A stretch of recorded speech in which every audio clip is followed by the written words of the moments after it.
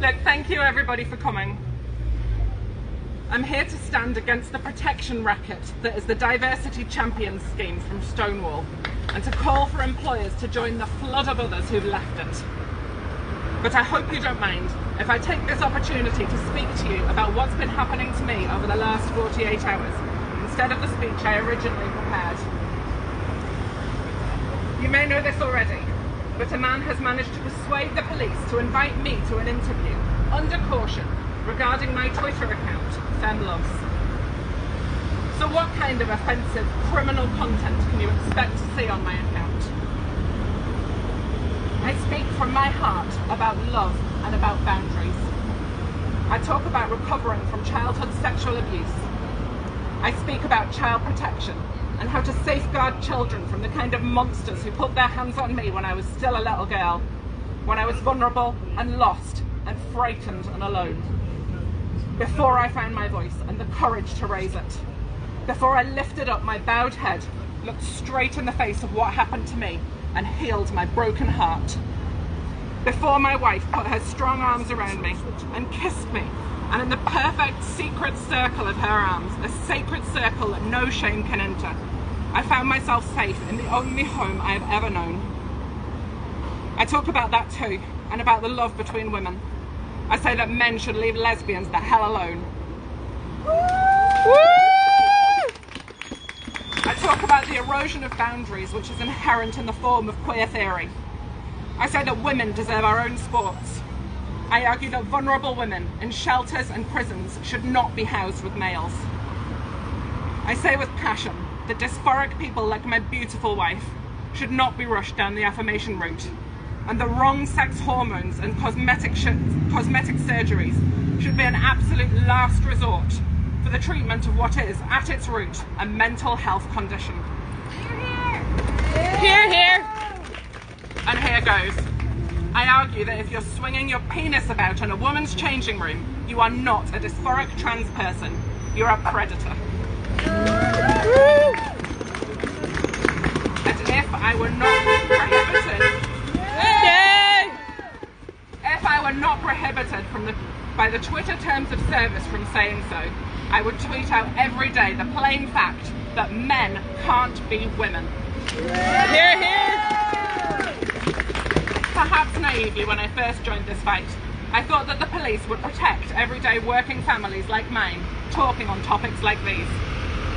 So when I faced a wall of death threats, rape threats, threats of sectarian violence, violent pornographic photographs and videos, homophobic abuse, and calls to go back to where you came from on my Twitter account, I reported them to the Police Service of Northern Ireland. They took no action. But one phone call from a man who has a history of using the police service as his own personal enforcement arm against women he disagrees with, and the Police Service of Northern Ireland have threatened me with arrest if I don't attend voluntarily to be interviewed under caution. I have excellent legal representation.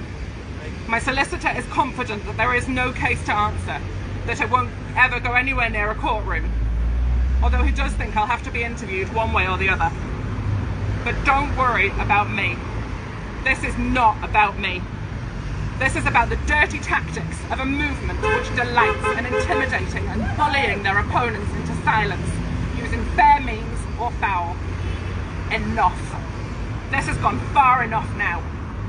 The complainant in this case cannot be allowed to continue to weaponise police forces across the country to silence voices he disagrees with, whilst he capers and gloats and feigns terror because he's triggered by tweets. He's a bully. I do not pander to bullies. I do not cower before bullies. I put them on notice, and I employ all legal means at my disposal to have them stopped. Hear, hear. My solicitor informs me there are various channels open to me in this regard, so the complainant can expect to hear from me in due course. But it isn't just the complainant I'm putting on notice. This is not about me. It's the Police Service of Northern Ireland. It's Stonewall. And it's the massive fraud they call the Diversity Champions scheme. The police for me? Good, because I've got questions for them. Questions like, what influence does being a member of the Stonewall Diversity Champions scheme have on the way you police this issue? Questions like, when I reported death and rape threats to you, you told me to withdraw from the debate and stop tweeting. So did you offer the same advice to the man who complained against me? Questions like, what underpinned your decision to interview me under caution for tweets about child protection, whilst you completely ignored direct threats on my life? I have a long list of other questions for the Police Service of Northern Ireland, and they can expect to hear from me in the form of freedom of information requests in the coming days. My solicitor is helping me explore other possible actions, including a complaint to the Ombudsman. In the meantime, I have a message for the Police Service of Northern Ireland. I am politely declining your invitation to be interviewed voluntarily, under caution, at the station. Furthermore, if you want to arrest me, come and arrest me if you want to ask your questions, because here I am.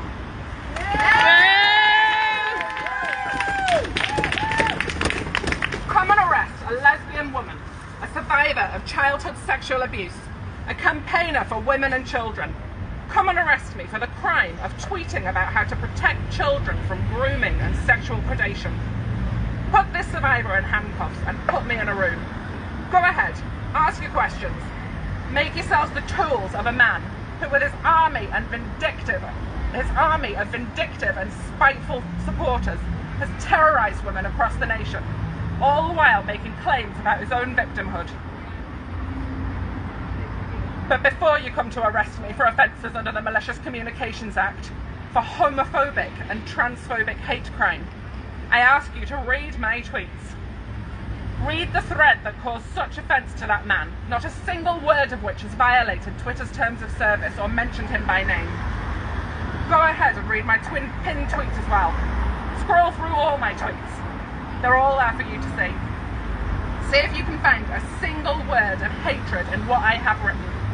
You will not. In the meantime, I'm going to save you a job. I'm going to plead guilty ahead of time. If it's bigoted to say there's a sacred duty on adults to safeguard children from predators, paedophiles and perverts, then I'm guilty. If it's transphobic to call people out for saying it's a woman's penis, to excuse a male predator exposing his genitals to children in the women's changing room at a spa, then I'm guilty. If it's malicious communications to raise my voice and stand fierce and unafraid in defence of women and girls, then I'm guilty. If it's a crime to write from my heart about love and boundaries in Northern Ireland in 2021, then it's a crime I'm proud to be guilty of. If those are imprisonable offences, then off to prison I will go. But this isn't about sending me to prison. It won't get that far. This is an attempt to intimidate me, to bully me into silence, to shut me up. I'm here to tell you now, if you haven't worked it out already, it's not going to work.